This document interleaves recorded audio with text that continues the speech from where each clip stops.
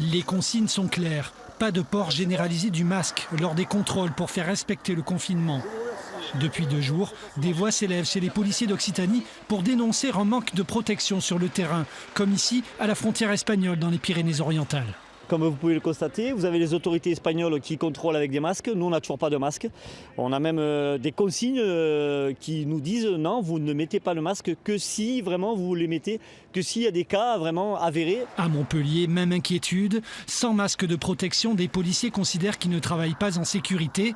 Ils envisagent d'alerter sur leurs conditions de travail. Nous demandons de travailler sous protection. Si ce n'est pas le cas, si on ne peut pas travailler avec des masques, on se réserve un droit de retrait. Mais avant de parler de droit de retrait, on va saisir les comités d'hygiène et sécurité, les fameux CHSCT, pour partir sur un plan d'alerte.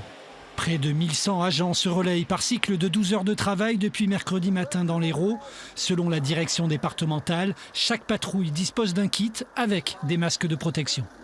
En respectant les gestes barrières, en respectant la distanciation, ce qu'on appelle sociale, c'est-à-dire 1 mètre, c'est avéré scientifiquement et médicalement. Donc, ce que je veux dire, c'est que les gens ont les masques dans la poche, qu'il s'agisse d'un masque chirurgical ou FFP2, donc c'est à leur libre arbitre. Ils vont même avoir des dotations individuelles. Donc après, s'ils veulent le porter, moi, bien entendu, je ne les empêche aucunement de porter le masque. Dans l'Hérault, la police disposerait à l'instant T d'un stock de 10 000 masques de protection.